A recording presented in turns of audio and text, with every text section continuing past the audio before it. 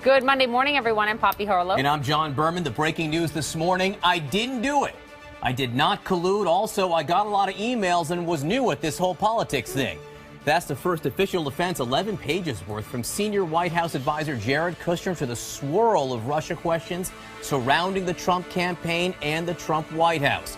Now, Kushner also happens to be the president's son-in-law, and he also happens to be minutes away from arriving on Capitol Hill, where he will meet behind closed doors with the staff of the Senate Intelligence Committee investigating the efforts of Russia to meddle in the 2016 election. We should see his arrival any minute now.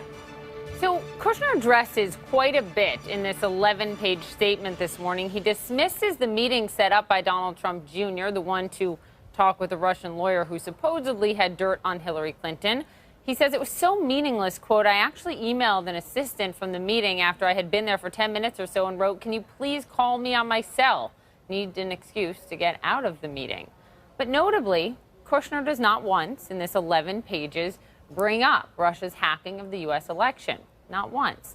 Our Pamela Brown will walk us through all of the important points in the statement in a moment, but let's begin with Manu Raju, who is on the Hill.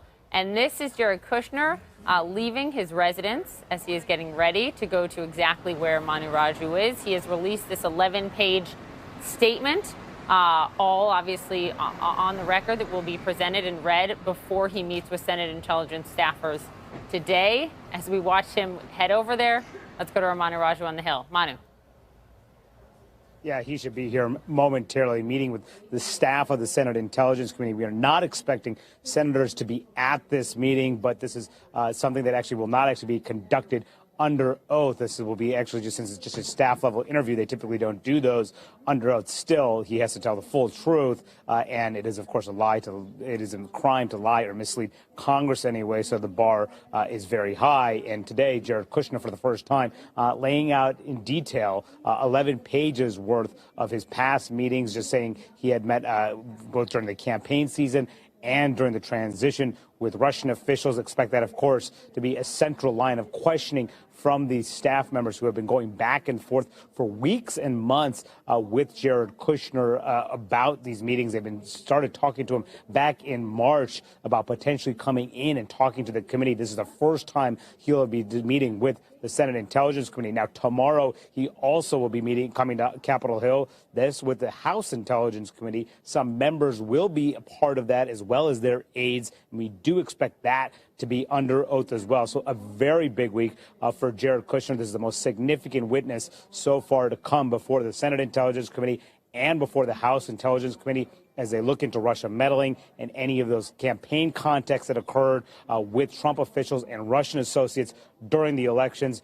Jared Kushner, for the first time, detailing his own meetings. We'll see whether he's able to alleviate any concerns from Capitol Hill from a number of members, particularly Democrats, concerned that Mr. Kushner did not disclose some of these meetings on his security clearance form initially, and whether they believe him or not that there's really nothing of significance to the meeting is another question that we'll have to probe later on today, guys. All right, Manu Raju on Capitol Hill, stand by. Again, those pictures you're seeing from just moments ago, Jared Kushner leaving his house. He will arrive on Capitol Hill any moment now. He did not speak while leaving, although he seemed to acknowledge reporters there. We're not sure whether or not he will speak when he arrives on Capitol Hill. We did see some microphones set up. He'll get the opportunity should he want it. He knew cameras were going to be out there. He did, in fact, no cameras to be there. All right, he didn't speak out loud, but he did release this 11-page statement. Let's get much more on that. We're joined now by CNN Justice correspondent Pamela Brown. Pamela, what's in there? Well, there's a lot in those 11 pages, and let's just reiterate that this is the first time that Jared Kushner is sharing his side of the story, and he is defending his previous contacts that he has had with Russians, saying in these 11 pages that he has nothing to hide, and unequivocally stating, I did not collude nor know of anyone else in the campaign who colluded with any foreign government. I had no improper contacts. I have not relied on Russian funds to finance my business activities in the private sector. And Kushner painted in this statement a picture of a fast-paced campaign where decisions had to be made on the fly as he juggled multiple jobs within the campaign. He said in the statement, I share this information because these actions should be viewed through the lens of a fast-paced campaign with thousands of meetings and interactions, some of which were impactful and memorable, and many of which were not. And in the way he laid out the 4 different interactions he had with Russians, it's clear he wanted to emphasize that those were not what he viewed as significant meetings. As he said, they basically making the point that they were unmemorable. And it's worth mentioning that 2 of the meetings in December that he talks about in these 11 pages, one with Russian Ambassador Sergei Kislyak and the other with the head of the Russian state-owned bank who has a direct line to Putin, was after the U.S. intelligence community publicly concluded Russia meddled in the U.S. election. So certainly within that context, it raises the question of why he seemed, based on this statement, to brush them off as insignificant. John and Poppy? Pamela, he also wrote one line that stood out to us a lot, saying, I have tried to be fully transparent with regard to the filing of my SF-86 form. He goes on to say beyond, above and beyond what is required. Now, as you've said many times over, and we know, he resubmitted that 3 times. Has he done, to your knowledge, anything that is above and beyond what is required by law? So he makes the case in the statement that he went to great lengths to leave no stone unturned in the security clearance form. He said that the initial submission of the form was done by error due to a miscommunication about it being complete. And the next day he notified the FBI, his team notified the FBI of the error. And he says he then disclosed the foreign contacts over the next several months. And he said that even though his attorney couldn't conclude the Russian attorney in the Trump Tower meeting last June was representing the Russian government, he included that anyway on his form out of an abundance of caution. But he did say that meeting wasn't discovered until June after a document review. So that also raises the question of why it wasn't discovered and disclosed sooner. Poppy. Yeah, Pamela Brown, thanks so much. I think his point was that because in his mind the Russian lawyer wasn't a representative of the government, you wouldn't need to include that meeting at all on the SF-86 But if he read form. down in the email, he'd see it was a Russian government effort. Exactly. So in his mind, that's above and beyond. Whether, you know, the law sees it like that, who knows? Here to discuss, Dana Bash, CNN's chief political correspondent, Gloria Borger, CNN chief political analyst, Susan Hennessy, CNN national security and legal analyst, a former NSA attorney, and Rick Santorum, CNN senior political commentator. First, guys, a lightning round. Your first impressions of this 11-page document. Susan Hennessy, first to you. What does it look like to you as a legal document?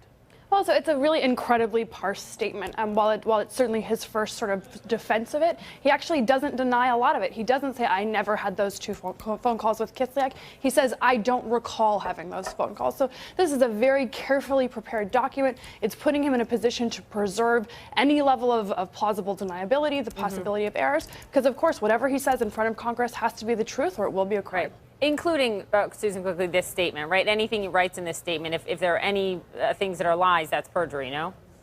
It's not perjury if he's not under oath, but it is a violation of a separate law. Okay. Gloria, your first impressions, minimal downplaying, I went above and beyond. How do you see it? Well, you know, he portrays himself as kind of a naive here and someone who was sort of unfamiliar with the workings of government, who suggested, in fact, that they go to the Russian embassy so the generals could talk to each other. And even Kislyak and General Flynn had to say to him, no, you can't do that. He said, in fact, the fact that I asked about direct contacts and who would be the best direct contact with to Kislyak is proof, he says, that I was not aware that any contacts existed before Election Day. And nowhere in any of these contacts do we hear Jared Kushner asking about the hacking of the election, which, of course, was on a lot of people's minds. I think Kushner was looking forward as opposed to backward, but it was not an issue that he was concerned with at all. Instead, he was trying to figure out a way to establish back channels to Vladimir Putin. Dana Bash, your first impression, remembering that Jared Kushner is in a much different place than a lot of the people involved in this whole Russia investigation. He is a White House employee. He works there. Well, 2 things. One is, yes, he is a White House employee and he works there, so he has a lot at stake. Never mind that it happens to be his father-in-law, who's the president, who he wants to do right by. But first and foremost, he is facing some members of Congress who are already saying he shouldn't have security clearance based on a lot of the questions that have been asked. He's trying to put those questions to rest so that he doesn't have a problem with security clearance, so that he can keep operating as a senior advisor to his father-in-law, because for all intents and purposes, if he doesn't have security clearance, he can't do that job.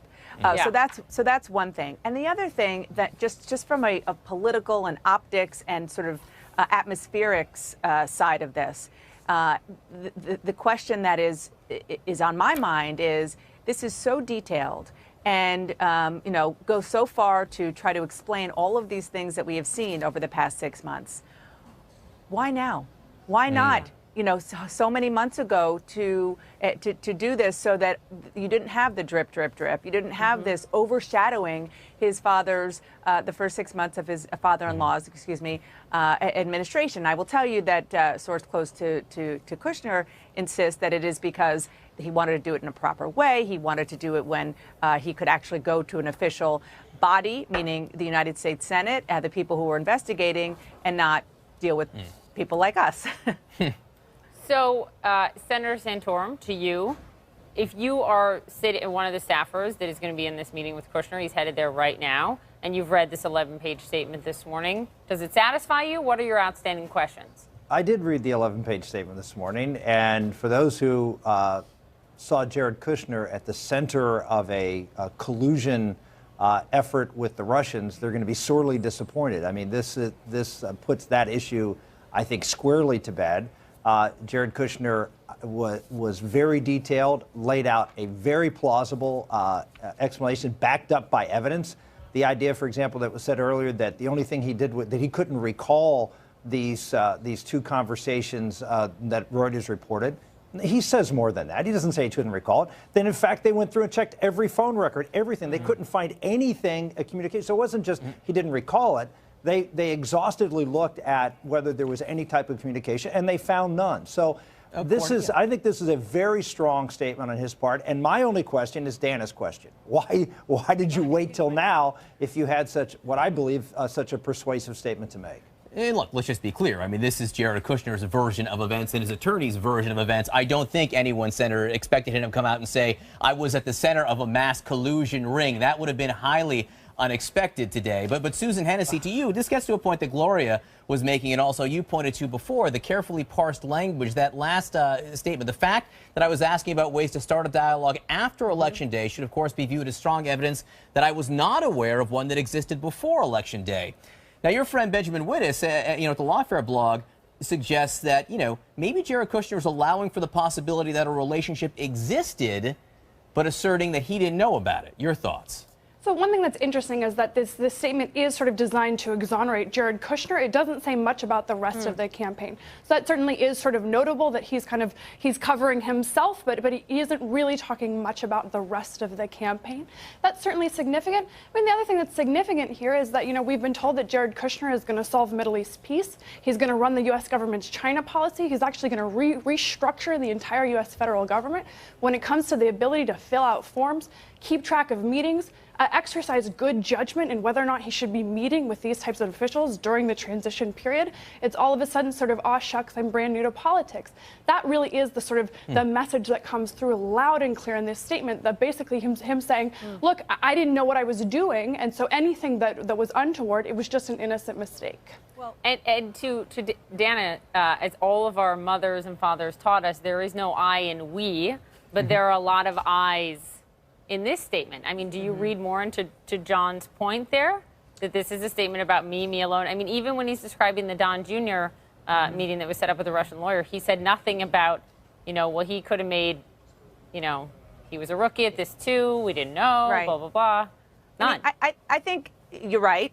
I think, to be fair, this statement is supposed to be about him. It is supposed to be about his experience, his recollections, whether he did anything wrong in all of these meetings that he had. So I'm not sure it would be appropriate for him to be speaking for somebody else. It is easy, more politically, to read it a very different way, that, you're on your own, brother-in-law, when it comes to why you set up this meeting last June. But I think in this particular case, for this particular audience, it probably makes a little more sense. Having said that, it does leave open the question of, for example, during the campaign, allegations and questions and things that the Congress and likely the special counsel will be looking into is, you know, the fake news that went out on digital platforms in places like Wisconsin and Michigan, places that the president ended up doing really well, whether or not this is, again, what they're looking into, whether or not there was any, you know, coordination with any Russian official or any Russian entity that tried to help get that through digitally through the campaign. That is something that I don't believe that he addresses. All right, guys, don't go anywhere. We got a lot more to discuss on this. There's a lot going on. We just saw a live picture. You see it right there. Jared Kushner due to arrive on Capitol Hill any minute. Will he speak at those microphones? Maybe. You never know. In the meantime, Russia is firing back at the talk of U.S. sanctions. One of the outstanding questions is, will the president sign this legislation or not? We're getting mixed messages from the White House. And the president taking aim at his own Attorney General, Jeff Sessions, again calling him, quote, our beleaguered AG in a new statement this morning. Why is he targeting people so high up within his own administration? And we are, of course, live on Capitol Hill. Jared Kushner arriving there at any moment. You'll see it right here. Stay with us. Whoa. I love the president, and I'm very, very loyal to the president. I love these guys. I respect these guys. I love the president. The president's phenomenal with the press. The president himself is always going to be the president. I think he's got some of the best political instincts in the world, and perhaps in history. He's done a phenomenal job for the American people. All right, the White House has a new communications director. That was Anthony Scaramucci, who seems to have a lot of love for President Trump, though he does not appear to share many of the president's positions. Sean Spicer is now out as press secretary. So what does this mean for getting real information out of the White House? Joining us now, CNN senior political commentator Jennifer Granholm and former Trump campaign advisor and CNN political commentator Jason Miller. Great to have both of you. Governor, I want to start with you because Anthony Scaramucci is an interesting guy. Very. And you took note of that on Twitter. You took note of his past positions, very recent past positions. You tweeted out, Scaramucci deleted tweets showing he's pro-choice, anti-gun, pro-Hillary Clinton, anti-Donald Trump, pro-gay marriage, anti-death penalty, and he thinks climate change is real. You sound enthusiastic about this choice for communications director. He's pretty much aligned. And I forgot to mention, because we only had 140 characters, that he's anti-wall as well. You know, I mean, it's pretty amazing that Donald Trump, who's Mr. Loyalty, right, who is suspicious of anybody who donated to somebody else in the campaign, regardless of the fact that Donald Trump has donated to Hillary Clinton in the past, right, or to Democrats in the past. But the bottom line is that it's really interesting to me that he took somebody who was to be his spokesperson, who is completely antithetical in his own personal beliefs to so much of what Donald Trump purports to stand for. So, Jason, this was a job that you previously held in terms of communications director for the campaign or the transition. How will this work, that Scaramucci feels so differently than the president he serves? I think Anthony is going to do a fantastic job here. I think one of the important things for folks to remember is that Anthony was an active surrogate on the campaign as well as on the transition, so he's very familiar with the president's positions. He's been a very effective advocate for those positions. And one of the things that the governor knows is that when folks sign on to work for whether it be a candidate or for someone who's actually in office, they're signing on to their beliefs, their positions, and they're going to toe the line and work for to help advance that agenda. Yeah. I'm sure the governor, not everybody who ever worked for the governor during her time in office agreed with every single position, but I think everybody did. Not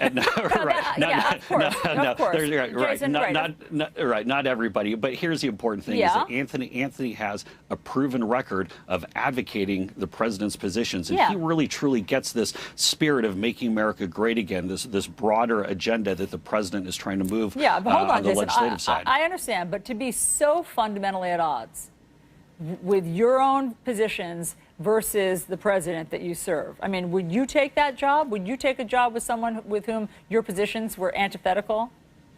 Well, views might change a little bit over time, and also things get said in the course of campaigns. Maybe when you're on the same side as someone or on a different side, that might be a little bit heated. But the thing that's very clear here is that Anthony's on board with what the president is trying to do. And I think it's also, when you go back and look at Anthony's background as someone who's a businessman, he comes from Wall Street. He comes from the world of private capital and trying to get the economy and growth going. That's very much in the same spirit of where President Trump is. And that's why I think part of the reason why I think both of these two get along and agree so much. I think, you know, I mean, ultimately, it isn't about Anthony Scaramucci's core, right? Because he's willing to give that up in order to be the spokesperson. Is that how you right? interpret this? Yeah. I mean, so like the things that he has tweeted, let me just throw up some for people so that they understand.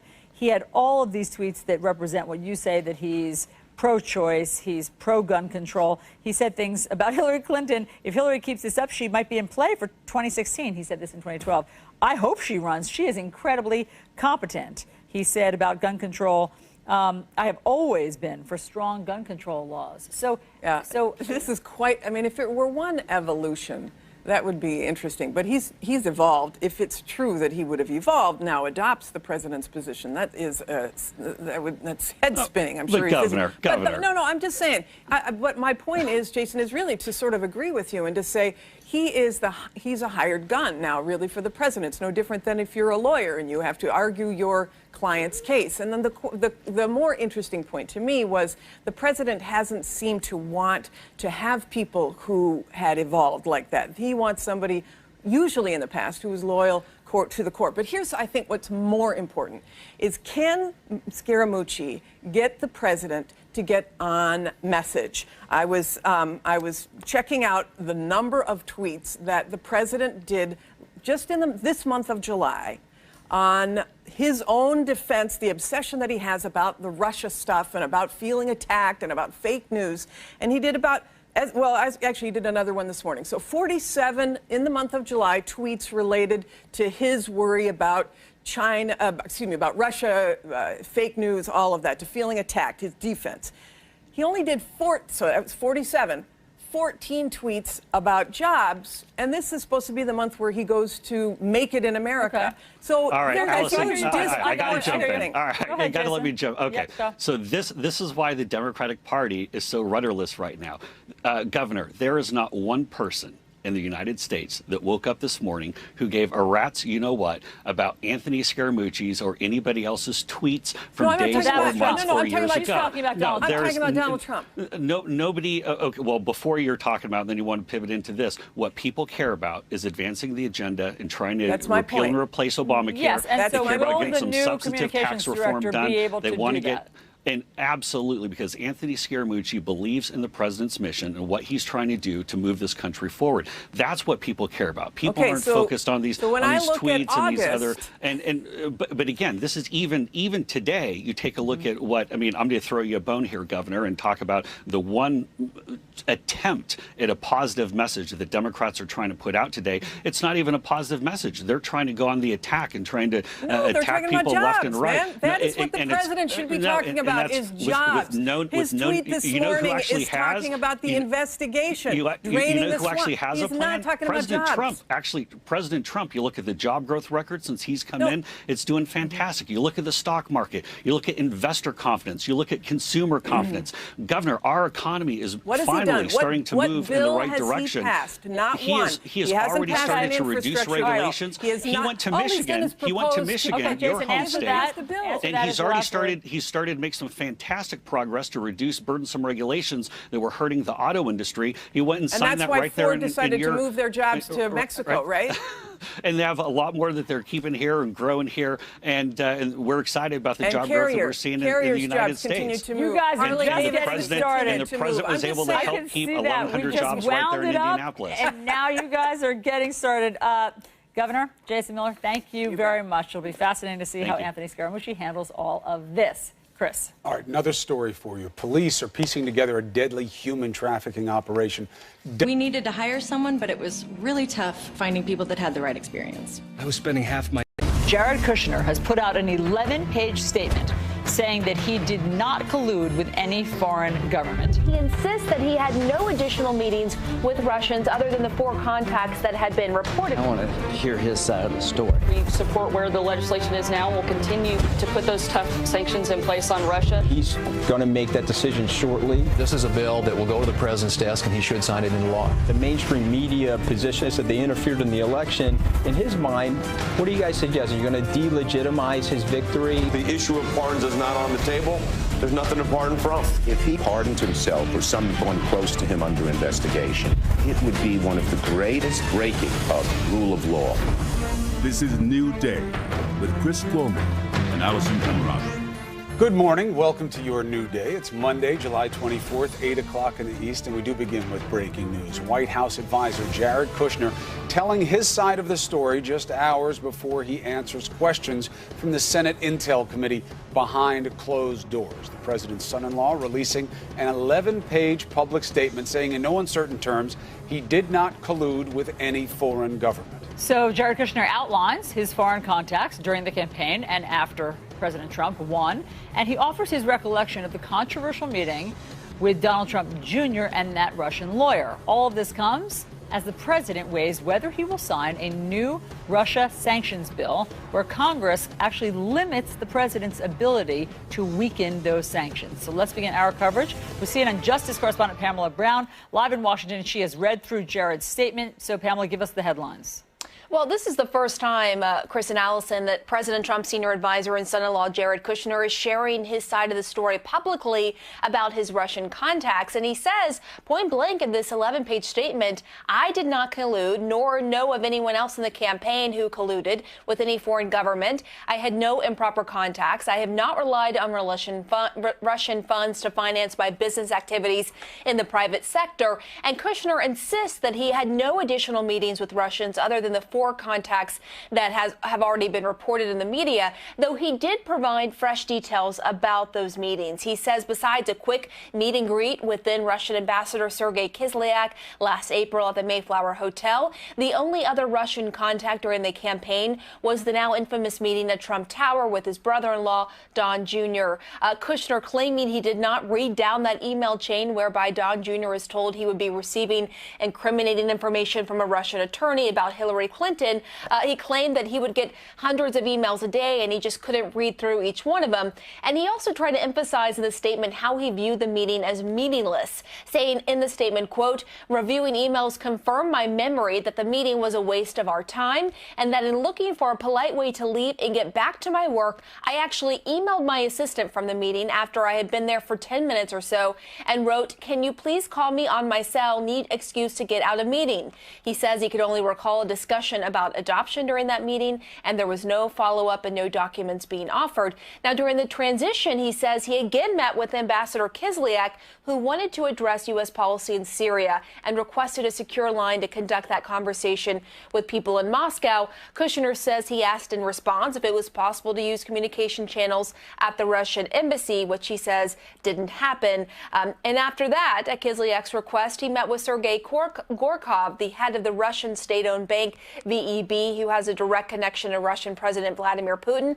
Kushner says that meeting lasted about 20 minutes, and he claims it was only about relationship building and that no personal business was discussed. It's important to point out that contradicts a statement from VEB that says the meeting was about Kushner's business. But it is clear, Allison and Chris, in this 11-page statement, that he is trying to downplay these contacts with Russians he had during the campaign and transition, saying that really they were insignificant in his view. And it's also a defense of why he had these meetings in the first place. Of course, he will be peppered with questions when he goes behind closed doors on Capitol Hill later this morning. Yes, that will be fascinating. Pamela, thanks so much for laying all of that reporting out for us.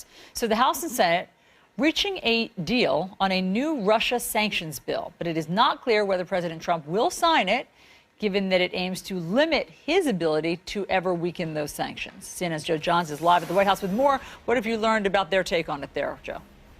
Allison, wasn't long ago that the White House was opposed to key provisions in that bill to punish Russia for meddling in the last election. Now pressures mounting on Capitol Hill to do something. The president finding himself in a tough spot, a no-win situation, if you will. Meanwhile, the newly minted White House communications team over the weekend was getting signals crossed trying to explain it. President Trump's new communications team offering muddled messaging about whether the president supports a bill that will limit his ability to unilaterally lift sanctions on Moscow. Newly appointed Press Secretary Sarah Huckabee Sanders signaling the president is open to signing the legislation. The administration is supportive of being tough on Russia, particularly in putting these sanctions in place, and we support where the legislation is now. But incoming White House Communications Director Anthony Scaramucci sounding more uncertain. Is President Trump going to sign the Russian sanctions bill? We got to ask President Trump that. You know, it's my second or third day on the job. My guess is that he's going to make that decision shortly. The new communications director also telling CNN that President Trump still does not accept that Russia attempted to influence the 2016 election. He basically said to me, hey, you know, this is, maybe they did it, maybe they didn't do it. A stark contrast to the unanimous and unwavering beliefs reiterated by President Trump's own intelligence officials in the last week. There is no dissent. And I have stated that publicly. Everyone's on and I've stated it to the president. I am confident that the Russians meddled in this election, as is the entire intelligence community. No doubt at all, and I stand behind the intelligence community assessment that we produced. With 3 of his inner circle scheduled this week to speak with congressional investigators looking into possible collusion between the Trump campaign and Russia, the president unleashing his anger at both political parties, once again calling the investigation a phony witch hunt and an excuse for a lost election, while attacking fellow Republicans for doing very little to protect their president. The president raising eyebrows a day earlier by asserting he has the complete power to pardon, suggesting that might include his family, his aides, even possibly himself in relation to the Russia probe. I'm in the Oval Office with the president last week. We're talking about that. He says he brought that up. He says, but he doesn't have to be pardoned. There's nobody around him that has to be pardoned. One of President Trump's lawyers offering a contradictory message. We have not and continue to not have conversations with the President of the United States regarding pardons. Pardons have not been discussed, and pardons are not on the table. Now, the House is expected to take up that sanctions bill as early as Tuesday. The New York Times reporting that when they reached out to Scaramucci about the confusion over where the president stands on the bill, he said he was still new to the information. Chris and Allison. All right, let's bring in the panel. Joe, thank you very much. CNN political analyst David Drucker, Washington Post congressional reporter Karun Demirjian, and CNN military and diplomatic analyst Rear Admiral John Kirby. So, Mr. Drucker, when you see this 11-page statement, Kushner is saying, here is the truth from my perspective. I was overwhelmed. I may have been naive, but I wasn't dirty. He seems to be leveraging that. You want to criticize me politically? Go ahead, but I wasn't doing anything dirty. What do you think of it?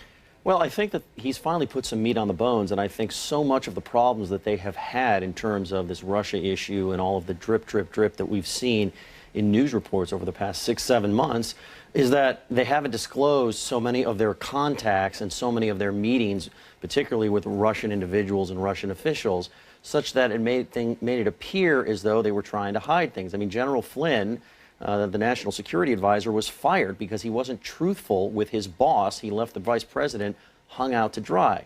I think the one thing that they should get away from is this naivete about, look, we were high-powered, very successful, intelligent business people running all sorts of operations, but we weren't smart enough to get this political thing. I mean, by the time the particular Russian meeting happened in June of 2016, they'd been running for president for a year. They had Don McGahn on staff from the very beginning. He's now the White House counsel, but he was the campaign counsel. He's one of the smartest, most effective Republican election lawyers in Washington. So why didn't he tell them some of this protocol? Well, who knows whether he told them or not, but my point is they had available to them the expertise. And I've covered a lot of businessmen turned politicians. Now, granted, running for president is a little bit different than running for the United States Senate or running for governor, but there are rules in running for governor in particular states. There are rules in running for Senate, and I've seen these business people hire people that know politics, as Mr. Trump did, and then they start to rely on their expertise so that they do everything according to federal law. And so I think that they like to play the naivete card when it's convenient for them. That it doesn't help their case, number one, and it doesn't add up if that's what they're going to rely on. Yeah, John Kirby, you know, it's not just naivete. I mean, he also pleads just being overwhelmed and busy, that he was getting 200 emails a day. He couldn't read through all of them. He certainly couldn't read through all of the threads. So this meeting, in other words, was in his schedule. The meeting with the Russian attorney that Don Jr.'s emails were about was in Jared's schedule as Don Jr. meeting. That's it. That's what he thought he was. He didn't know what he was walking into, as depicted by his statement here. So, in terms of how the Russians were approaching this team, what do you see in here? One of the things that leaped off the pages of this statement to me was if you take it at face value, is the frenetic, almost enthusiastic aggressiveness by the Russians to get in the ground floor here with this campaign. And then after they won, certainly as a transition team, you keep seeing Kislyak repeatedly calling to get meetings on the schedule and really reaching out. So you see this. So one of the big takeaways is this confirms what we all knew was a very active Russian effort to get involved here with Trump campaign and Trump post-election activities. The other thing I wanted to add to what David was saying was, don't forget the State Department, and I was part of the State Department during the transition, we repeatedly reached out to the Trump transition team and offered assistance and advice and counsel and background materials for any and all foreign contacts that they were having, and we were rebuffed at every turn. This statement is pretty much him giving the Heisman to knowing anything about how to deal with foreign governments, but we were there. We were ready to support them, and they continually turned us down. You got ignorance, and then you have what they call willful ignorance, which is where, because you didn't want to deal with the John Kirby or the Obama administration or the existing institutions, you wound up walking blindly into situations. At best, by the way, that would still be a best reckoning. So, Karun, that's going to put the challenge now on the investigators. All right, this is what Kushner wants them to believe. What do you think the questions are that come out of this statement? Well, the statement addresses and confirms many of the facts that we had reported earlier and that we knew that the investigators were going to want to talk about the existence of certain meetings, about the fact that he did have contacts with Russians that did not initially show up on his disclosure form. But the question is going to be now one of motivation and one of takeaways and everything else that went around outside of where there's a paper trail and documented meetings and phone calls. Why did Kushner agree to have these meetings in the first place? What was it he was seeking to get out of them? What was the follow-up? The way it's presented in this statement makes it seem a lot like it was just kind of bumbling, but is that actually the case? And that's what investigators are going to be drilling down into, because, okay, you can establish that certain meetings happened, but really was there nothing except for this forwarded email chain between Don Jr. and Kushner that led to the June 2016 meeting? Was there really absolutely no follow-up that maybe wasn't in a paper form, between other members of the campaign potentially and Kushner about what happened in certain ones of these meetings? I think investigators are going to try to drill down to everything that happened surrounding what we now know there's a fairly agreed upon record of having taken place, and that's really going to drive what sorts of conclusions they draw. If they agree with Kushner that it is just all a series of errors, or if they think there's something more nefarious there. David, Jared reveals in this 11-page statement that about that meeting with the Russian attorney about Don Jr.'s emails, he found that meeting so irrelevant,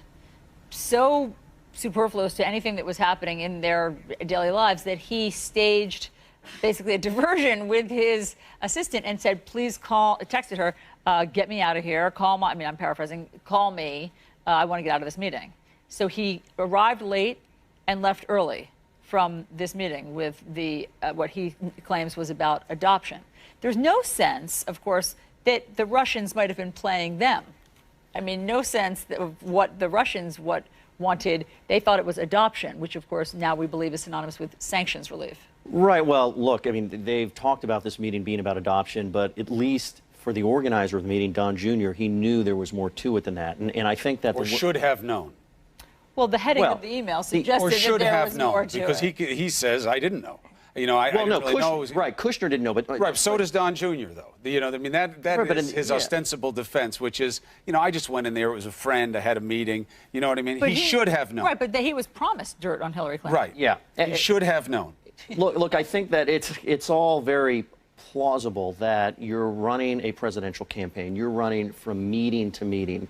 You don't ask a lot of questions. I suppose that's possible, and I could see that happening because this is Don Jr. This is not some random campaign flack saying, please jump into a meeting. So you do it without asking. I think the important thing to understand here is right now, and this was very smart of Jared Kushner, we're all talking about the facts he's provided and the statement that he's written. The members of the Senate Intelligence Committee know a lot more, at least more than we know, to some extent.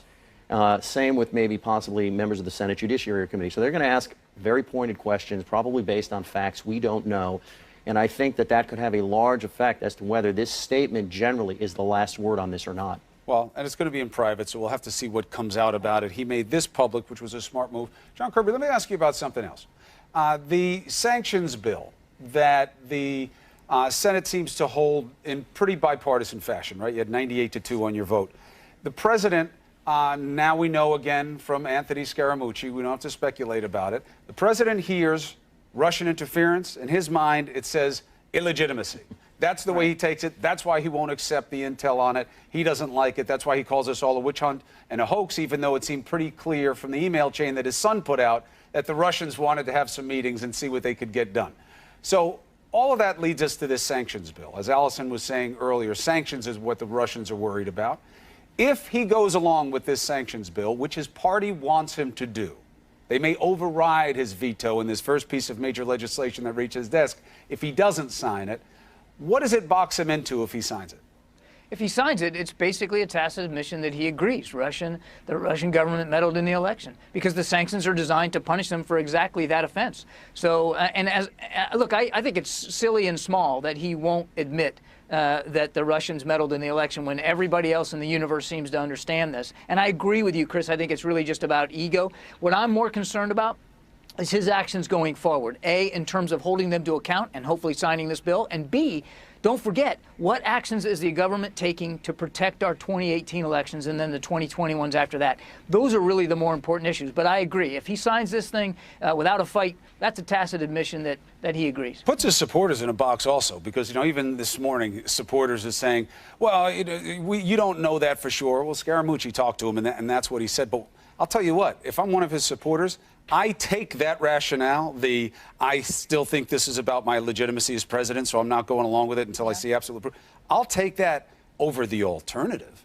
Because what's the alternative? If he's not ignoring what is known about the interference because he thinks it's politically damaging, then why isn't he admitting it? Look, the last time we saw a president faced with whether or not to sign a sanctions bill, it was President Obama, and it was the Congress, Democrats and Republicans, pushing him on Iran sanctions.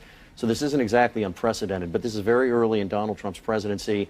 It would be a major rebuke if he vetoed and it was overridden. Okay, panel, thank you very much. It'll be interesting to see how all of that plays out this week. So President Trump still not convinced that Russia meddled in the U.S. election, despite what his own intel officials say. So we have a Republican congressman on next to explain how that works. Backpack? Check. That's the family taking care of business. Awesome notebook. Check. But who takes care of them? Office Depot Office Max. All right, the president once again blasting the Russia revelations as a, quote, phony witch hunt. But for the first time, he is tweeting about his power to pardon, saying, while all agree the U.S. president has the complete power to pardon, why think of that when only crime so far is leaks against us? So what are the authorities of the president? Why would he be even thinking about that? Joining us now is Robert Ray, former Whitewater Independent Counsel, and Matthew Axelrod, former senior official for the Department of Justice. Gentlemen, thank you for being with us. Robert Ray, let's give people a little bit of a primer. They're going to hear a lot about two words: clemency, mercy or reducing a penalty for someone, and pardon, which is removing them completely, exonerating them from any type of punishment or crime. What can the president do? I don't think there's any question that the president has the absolute right to pardon. And which means even if I were convicted of a crime, he could say, Cuomo doesn't go to jail. Correct, or even before proceedings are instituted. I mean, a pardon could be issued before you ever got. And multiple areas